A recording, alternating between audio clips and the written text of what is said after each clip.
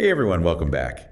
Running a successful OnlyFans agency isn't easy. So we're diving deep into Lost Boys Academy today to see if it's worth adding to your, reading list. It's a pretty bold title, How to Make Life-Changing Money with OnlyFans.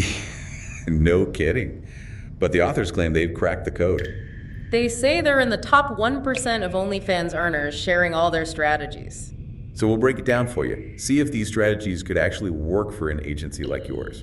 One thing that impressed me right away was their honesty about the commitment involved. Oh yeah. They're upfront that it takes time, like a solid 9 to 12 months to build a full-time income from OnlyFans. Wow, so no get-rich-quick schemes here. Nope.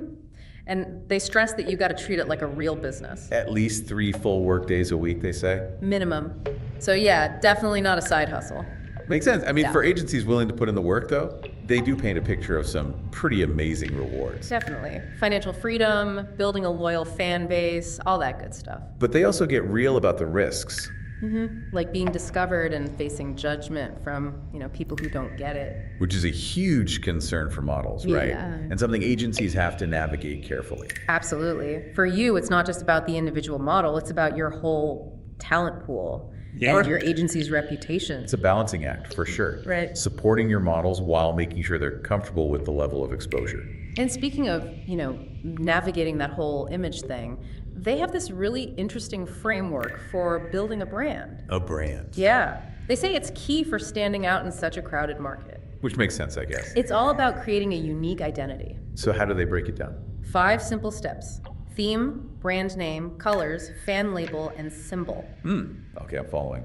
They even use this great analogy comparing building a visual identity on OnlyFans to Lana Del Rey's super curated aesthetic. Ah, interesting. So it's all about consistency. Exactly. And they believe that, this strong visual identity helps attract a more dedicated fan base. I could see how that would apply to individual models. Absolutely. But you could even apply it to your agency as a whole. Oh, so like having a unified brand across all my models? That's kind of cool. Yeah. It could really set you apart. Now let's get to the nitty-gritty content strategy. Daily posting is their mantra. Daily. Yeah.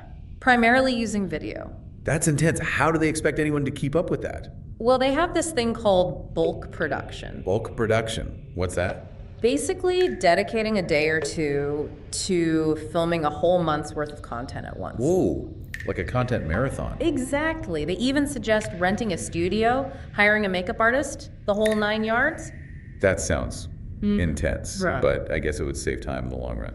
Right. And then, of course, they're all about that scheduling feature. Ah, yeah, automating those posts. Keeps that content flowing consistently. But hold on, with all this emphasis on high volume content, do they even talk about genuine fan interaction? They actually do. And it's not what you'd expect. They're surprisingly big on those small personal interactions, responding to comments with emojis, sending personalized welcome messages, things like that. So even in the fast-paced world of OnlyFans, it's still about those human connections. Exactly. It's about building relationships, building trust. Okay, that's refreshing to hear. Yeah. So we've covered branding, content strategy. What about the money? Right, that's what everyone's really here for, right? Let's talk monetization. All right, so you've got your models, you've got your brand. Time to get down to the nitty-gritty of actually setting up shop on OnlyFans, starting with verification. Right, that's step 1. As an agency owner, you probably know the drill, but they have a few extra tips that could help things go smoother for your models. Like what? Well, first off, they're really big on submitting clear, high-quality photos for the verification process. Makes sense, you don't want any delays or rejections. Exactly. They even suggest having your models practice different poses, play around with lighting, just to make sure those photos are top-notch. So it's all about being prepared and presenting a professional image from the start. Absolutely. And here's a curveball. They're adamant about using a clear face shot for profile pictures. Even if a model's hesitant to show their full face on the platform? Yep. They argue that a recognizable face builds trust with potential subscribers, makes the profile feel more personal, more human. That's an interesting point. We always prioritize our models' comfort levels, but I can see the value in creating that sense of authenticity. They suggest framing it as, an opportunity to control the narrative, present a carefully curated image. Okay, I can work with that. So we've got the photos down. What about the bio? The About Me section. Another often overlooked aspect. What's their take on that? They're all about being specific. No vague descriptions here. Encourage models to be upfront about the type of content they offer. Makes sense. Set those expectations from the start. Exactly. And get this, they even suggest listing content that won't be included. Oh, that's smart. Managing those expectations up front. Attracting the right audience. Right. It's all about transparency. I like it. So we've got the visual branding, the bio. What about the less glamorous stuff, like taxes and banking? Oh, yeah. That's where things can get tricky, especially for agencies. But don't worry, they cover all that too. What are some of the key takeaways? Well, they stress the importance of understanding different tax classifications, like are you operating as a sole proprietor? Or maybe forming an LLC as your agency grows, things like that. Right, I've definitely considered those structures for my own agency. But do they have any specific advice for managing the finances of an OnlyFans agency? I mean, it's not just my income, it's my model's income too. They totally get that. They suggest working with a tax professional who really understands the ins and outs of online platforms. Someone who can guide me in choosing the best structure for my specific situation. Exactly. Better safe than sorry. Right. Couldn't agree more. Okay, now for the fun part. Setting subscription prices. Ah, yes, the moneymaker. They must have some interesting insights, especially for new models or agencies just starting out. They actually recommend starting with a lower price point, maybe $3 to $5. Really? Why so low? They say it encourages those first-time subscribers to kind of take a chance, you know? Makes sense. Lower the barrier to entry. Exactly. And then as the model or agency gains popularity, they suggest gradually increasing the price. To reflect the value they're providing. Right, and testing different price points along the way, see what works best for their audience. That's a smart approach. So how do they recommend implementing this pricing strategy across multiple models? I mean, each one has their own unique appeal and audience. They're big on tiered pricing, based on things like content exclusivity, level of interaction, even a model's experience on the platform. Ah, I see. So creating different levels of access and perks. And of course, they emphasize the importance of regularly reviewing and adjusting prices based on performance data, subscriber feedback. So it's not just set it and forget it. Nope, it's a dynamic part of your business strategy. Makes sense. Now, what about free versus paid accounts? Ah, the age-old debate. They actually have a pretty balanced take on it. I'm curious to hear what they say, especially for agencies looking to expand their reach. Well, they acknowledge that free accounts can be great for attracting a wider audience. Showcasing a model's personality, Yeah, like a teaser. Yeah, but they also warn about attracting time wasters. People who engage but never actually subscribed. Exactly. So they have this clever solution, linking free and paid accounts. Interesting. So models can seamlessly switch between the two. Exactly. And guide those free users towards the premium content. Smart move. Maximizing the potential of both types of accounts. Right. Working smarter, not harder. All right, so we've covered account setup, branding, pricing. What's next? The main event. Content. Let's dive into their recommendations for creating that killer content, marketing it effectively, and managing those all-important fan interactions. I'm ready to get tactical. All right, so we've talked about the setup, the business side of things. Now let's get to the heart of it all, the content itself. The meat and potatoes, or maybe the whipped cream and cherries of OnlyFans, right? You got it. And the Lost Boys Academy guys seem to have a pretty structured approach, which I think could be really helpful for agencies. Definitely.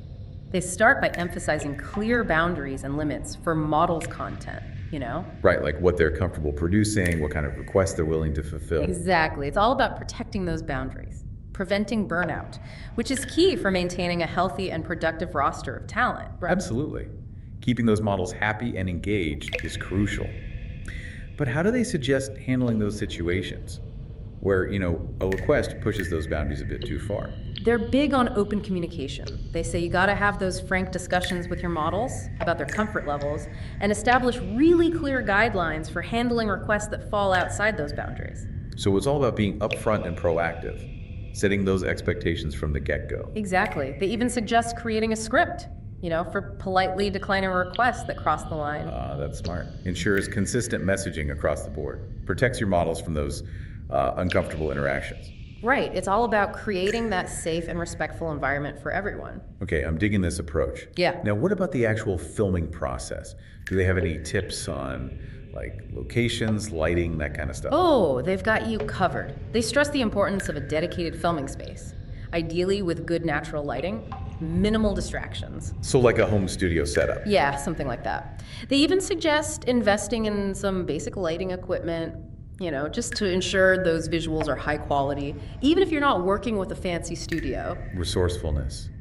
I love it. It's about making the most of what you have, right? Exactly. And they encourage models to really think about angles and composition, make that content visually engaging, go beyond the standard selfie. Yeah, find those creative ways to showcase their personality, captivate the audience. Right. It's those little details that can make a big difference. Now let's talk posting frequency. They're all about that daily posting, right? Yeah. Even if it's just a quick update, a behind-the-scenes glimpse. Consistency is key, they say. But I know what you're thinking. How can an agency realistically manage daily posting for multiple models? That's a lot to juggle. And they get it. That's where bulk production comes back into play. Yes, the content marathon. Exactly. Dedicating a day or two to creating a backlog of content ready to be scheduled and released over the coming weeks. Smart. Takes the pressure off that daily grind. And of course, they're huge proponents of that scheduling feature. Automate, automate, automate. Right. Frees up so much time and energy for other aspects of the business. Okay, now for the part I'm really interested in, fan engagement. Yes. Building those relationships, creating that loyal fan base. Exactly. What's their secret sauce? This might surprise you, but they're all about those small interactions, Like what? Responding to comments with emojis, sending personalized welcome messages, just little things to make fans feel seen and appreciated. So it's about humanizing the experience, even in the digital world. Exactly. They believe those small gestures go a long way in fostering that sense of community, making fans feel like they're part of something special. I love that. Any tips on how agencies can implement this effectively? They suggest creating templates for those personalized messages. Introduce the model, set the tone for the interaction. That makes sense.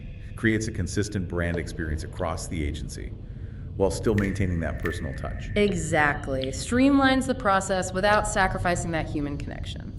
Okay, let's wrap up with monetization beyond those subscriptions. I mean, you're the expert here. What new insights does this book bring to the table? Well, for starters, they're really against bombarding fans with constant paid DM requests. They say it's all about building that trust first, offering genuine value before hitting them with the hard sell. Makes sense. You got to nurture those relationships first. Right. It's about finding that balance between the free content that keeps fans engaged and those premium offerings for the fans who want more. Exactly. So they're not totally against PPV and custom content. Oh no, they definitely delve into those strategies, but they emphasize setting a clear pricing structure that reflects the time and effort involved. So no underselling yourself or your models. Exactly. For custom content, they recommend a minimum of $5 to $10 per minute, positioning it as a premium personalized service. That seems fair, values the model's time and expertise. Right. And they encourage agencies to explore other income streams too. Like what? Merchandise, personalized shout-outs, even sponsorships. So thinking outside the box, finding creative ways to leverage those models' popularity. Exactly. They wrap up the book with a question for you, actually. Oh, I'm intrigued. Hit me with it. What is your agency's unique offer? Good question. What sets us apart? What makes us stand out in this crazy world of OnlyFans? They leave you with that to ponder. I think it's a great note to end on, this whole deep dive. It's given us a glimpse into the Lost Boys Academy way of doing things. And I think there's a lot here for agencies to learn, whether they're just starting out or they've been in the game for a while. I agree. It's a good reminder that there's always something new to learn, new ways to approach things. And this book, I think it offers some valuable perspectives, helps us refine our strategies, navigate this ever-evolving world of OnlyFans. Keep learning, keep growing. That's the key, right? Couldn't have said it better myself. That's all for today's deep dive. Thanks for joining us.